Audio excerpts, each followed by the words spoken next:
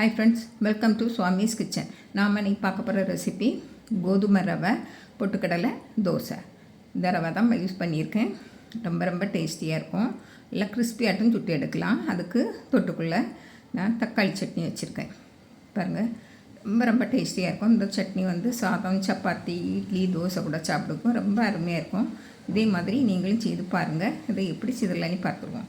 நான் இதே மாதிரி தான் ரவை எடுத்திருக்கேன். பாருங்கள், சின்னமான ரவை, பெரிய ரவையும் இல்லை, கோதுமை இந்த ரவை தான் எடுத்திருக்கேன். இது ரேஷன் கோதுமை ரவை தான். பாருங்கள், இதில் அரை கப்பு பொட்டுக்கடலை, இந்த ரவை கூட அரை கப்பு பொட்டுக்கடலை அதே கப்பில் தான். இப்போ 1/4 கப்பு அரிசி மாவு, ஒரு பெரிய துண்டு இஞ்சியை 2ஆக கட் பண்ணி போட்டிருக்கேன். அரை டீஸ்பூன் ஜீரகம், ஒரு காஞ்ச மிளகா, பெரிய காஞ்ச மிளகா, அரை கப்பு தண்ணி விட்டு நல்லா கலந்து விட்டுடுங்க. முதல்ல இன்னும் ஒரு அரை கப்பு தண்ணி விட்டு நல்லா கலந்து விட்டுட்டு நம்ம இன்னும் ஒரு 1/4 கப்பு தண்ணி வேணும், அதையும் விட்டு நம்ம அரைச்சி எடுத்துடணும். முதல்ல அரைச்சிட்டு அதுக்கப்புறம் 2ஆவது தண்ணி விட்டு அரைங்க. அப்படின்னா தான் நல்லா கெட்டியாக அரைப்படும். பாருங்கள், இப்போ இது கெட்டியாக தான் இருக்குது. இப்போது இதை நம்ம ஒரு பாத்திரத்தில் மாற்றிடலாம். மாற்றிட்டு இப்போ மிக்ஸி ஜார் அலசி கொஞ்சமாக தண்ணி விடுங்க.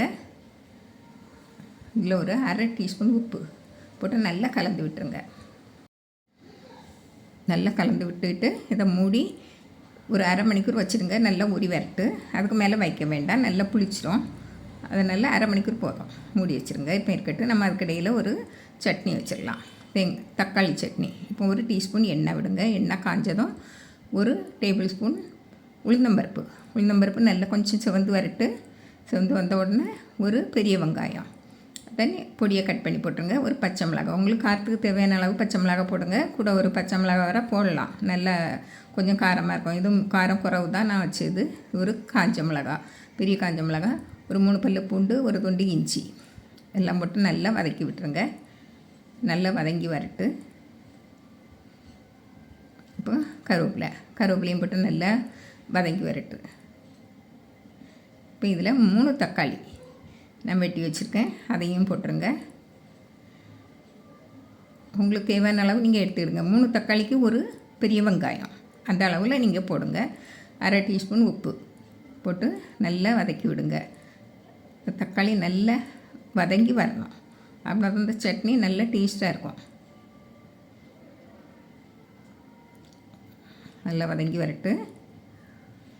இப்போது இதில் ஒரு சின்ன துண்டு புளி, இந்த புளி நம்ம தக்காளி நிறைய சேர்த்துருக்கோம், ஆனாலும் ஒரு சின்ன துண்டு புளி சேர்த்தா அது வேறு சுவையில் இருக்கும். அது நல்ல சுவையை கூட்டி கொடுக்கும். கொஞ்சமாக புளி சேர்த்தா பாருங்க. இப்போ இதில் ஒரு அரை டீஸ்பூன் ஜீரகம் போட்டு நல்லா கிளறி விட்டுட்டு, இது முதல்லே போட்டுருங்க. நான் மறந்துட்டேன், அதனால் பிந்தி போட்டிருக்கேன்.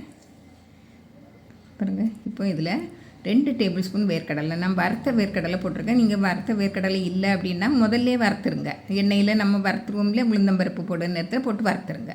இப்போ கொஞ்சமாக மல்லிக்கீரை நிறைய போடலாம். உங்களுக்கு விருப்பமான நிறைய ஒரு கைப்பிடி அளவு போடலாம். போட்டு நல்லா வதக்கி விட்டு இறக்கி ஆற வச்சு மிக்ஸி ஜாரில் மாற்றிடுங்க. நல்லா ஆறணும். ஆறிட்டு இதை கொஞ்சமாக அலசி கொஞ்சமாக தண்ணி விட்டு அரைச்சிருங்க.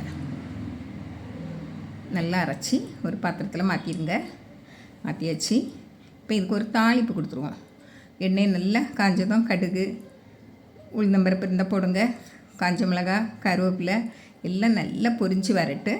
இதை இப்போ நம்ம அந்த இதில் விட்டுடலாம். சட்னியில் விட்டு நல்லா கலந்து வச்சுருங்க.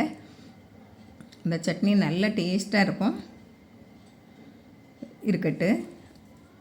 இப்போ நம்ம தோசை மாவு பார்த்துருவோம். தோசை மாவு நான் கொஞ்சம் தனியாக எடுத்து வச்சுருக்கேன் ஃப்ரிட்ஜில். மீதியை நான் சுட போகிறேன். இந்த பக்குவத்தில் இருந்தால் போதும். தண்ணி அளவு தோசை மாவு நம்ம எப்படி சுடுவோம்லையே அதே அளவு தான் பக்குவம்.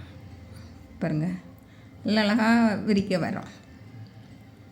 இங்கே நல்லா நைஸாக அரைச்சிருங்க, அவ்வளவுதான். இதில் கொஞ்சமாக எண்ணெய் விட்டு சுட்டு எடுத்துடலாம். கொஞ்சம் நிறைய நீங்கள் எண்ணெய் விட்டு சுடுவீங்களன்னா நல்லா கிறிஸ்பியாக வரும். நம்ம பொட்டுக்கடலை எல்லாம் சேர்த்துருக்கனால நல்லா கிறிஸ்பியாக வரும். பாருங்கள், உங்களுக்கு மாற்றி போடணும் அப்படின்னா மாற்றி போட்டுவிடுங்க. இல்லை வேண்டான்னா அப்படியே எடுத்துடலாம்.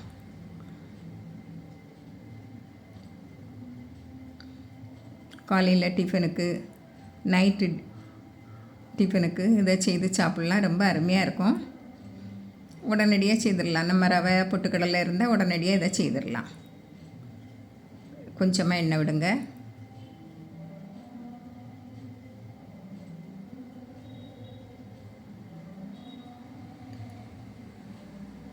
பாருங்க, இதையும் நான் திருப்பி போடுவேன். போட்டு நல்லா வெந்ததையும் எடுத்துருங்க. இதே மாதிரி உங்களுக்கு தேவையான அளவு நீங்கள் சுட்டு எடுத்துருங்க. இந்த தக்காளி சட்னியும் இந்த தோசையும் ரொம்ப டேஸ்ட்டாக இருக்கும்.